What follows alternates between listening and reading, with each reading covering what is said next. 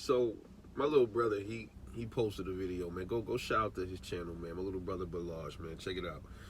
I'm gonna link I'm gonna link the video. I already put it on my wall, but I'm gonna link it to this video here in the description. So go check out my little bro. Go sub to his channel, and also sub to the joint channel Narrative Deflectors, man.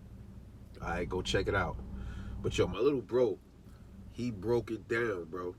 See, we looking at the Shakur fight like with emotions, right? Like I had the time. I didn't watch the whole fight, bro. I turned it off on the 9th round because I was so disappointed in Shakur Stevenson that I couldn't even watch the whole fight, bro. But the little bro, he broke it down 30 minutes. And when you take the time to watch it, and then you'll see it's not what we thought it was, man. Interesting, right? But here's the thing.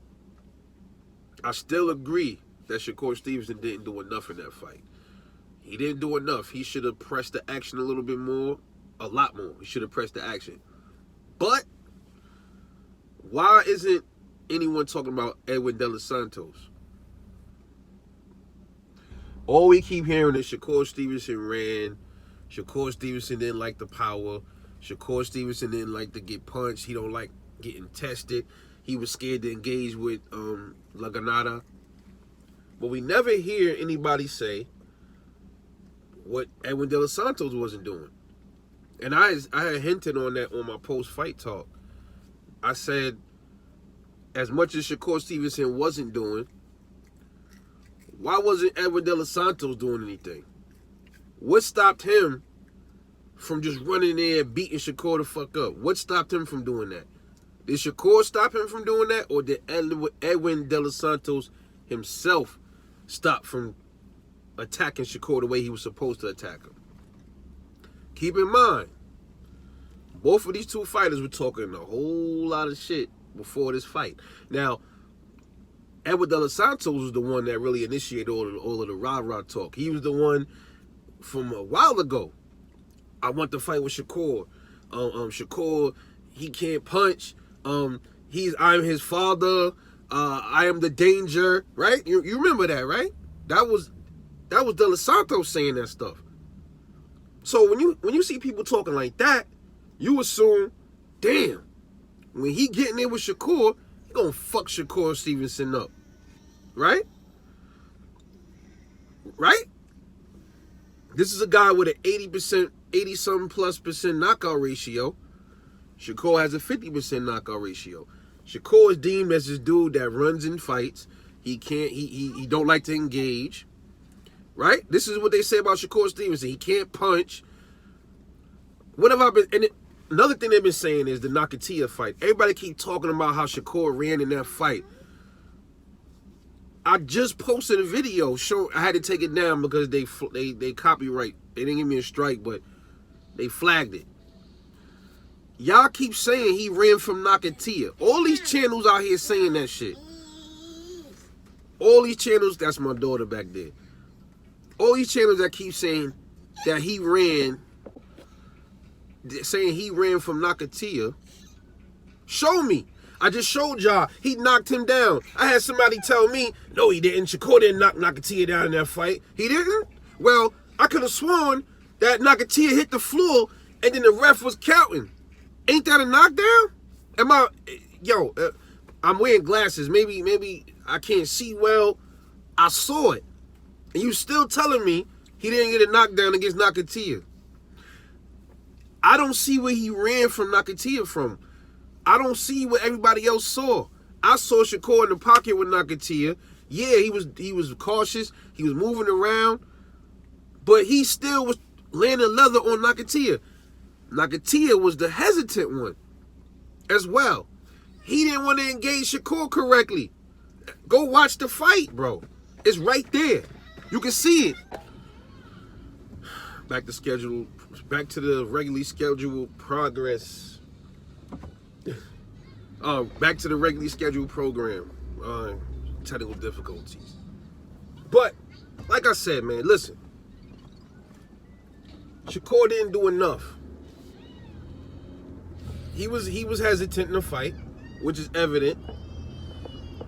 But why is everybody just harping on Shakur and nobody's harping on Edwin De Los Santos? When they both were equally talking shit before the fight. And you could argue the fact that Edwin De Los Santos was the one talking the most, pulling up in people's hoods and all of this. You think he gonna go in there and just obliterate Shakur Stevenson? Why didn't he do it? What stopped him from doing it? If Shakur don't have this power like everybody say he don't have, why didn't he go in there and dog walk Shakur Stevenson when Shakur was holding back all that fight there? The whole fight, he was pretty much holding back, not doing what he was supposed to do.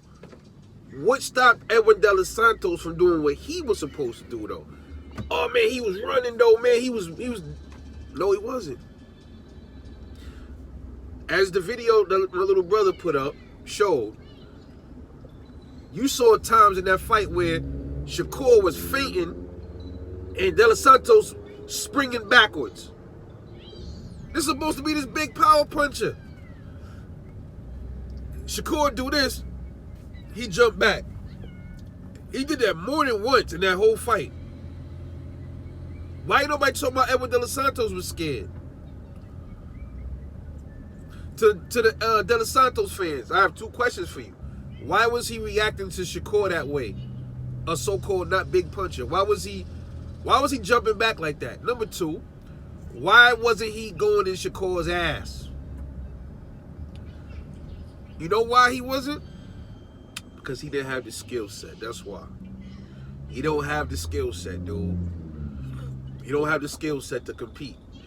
As bad as Shakur looked in that fight, as much as he wasn't throwing leather, it also exposed Edwin De Los Santos for not knowing how to cut off the ring against a mover. We see this shit over and over with these dudes that can punch, bro. We seen it with Regis. We seen it with Boots. They have issues with dudes that don't stand right in front of them, bro. But I think Boots will do better because I think Boots is skilled enough to adjust the next time he fights somebody like that. I don't know about Regis, and I damn sure don't have the faith in Edwin De Los Santos. You see, it's going to be easier to hate Shakur because the reason why everybody's so mad at Shakur is because Shakur is the one that's touted as a gifted fighter. He's the next Mayweather. He's one of the three kings. So they holding Shakur to a higher standard. Maybe that's the reason why. But that does not excuse Edwin De Los Santos for not going in there doing what he said he was going to do. Yeah, Shakur said he was going to fuck him up and all this other stuff. He didn't do it. Ain't nobody arguing that. But what about what Edwin De Los Santos was saying? He was saying a lot of the same stuff Shakur was saying. What did he do when he was in the ring with Shakur? What did he do that was so spectacular? Just saying. Watch the 30-minute video. You'll see for yourself. See, when we watching the fight in real time, we basing it off of what we see at the moment. We basing it off of emotions. When we take the time and step back and we look at it, and then we start to see like, oh, okay, yeah, Shakur didn't do this, but neither did this motherfucker. What stopped him? He's supposed to be this skillful fighter. They were saying that about Shakur. Everybody said that Shakur was a skillful fighter. He is. Shakur showed and proved on many occasions, though. They would say the same thing about Edwin De Los Santos. This is the most skillful fighter, right? The most skillful fighter that Shakur has faced.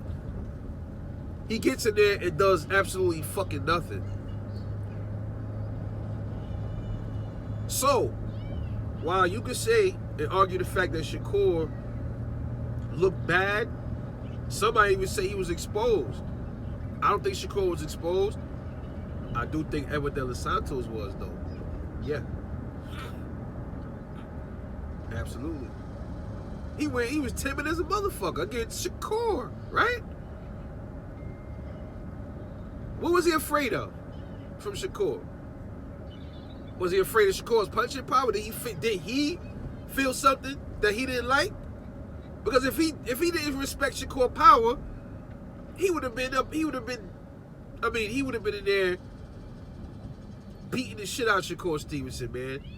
And then it's the elbow thing. Everybody talk about Shakur. bro, De Los Santos was the one that started the elbow stuff. He was throwing elbows like a motherfucker, bro. What did Edwin De Los Santos do to dispatch Shakur? Nothing. He couldn't do nothing with him. It's not Shakur. Even though Shakur supposedly he should have did more in that fight. Absolutely. But it's not Shakur Stevenson's job to stand there and let Edwin De Los Santos pick him apart. It's Edwin De Los Santos' job to be skillful enough to find Shakur, cut him off, beat him the fuck up, and get him up out of here. He couldn't do it. He failed, and that is why he lost, and he was exposed.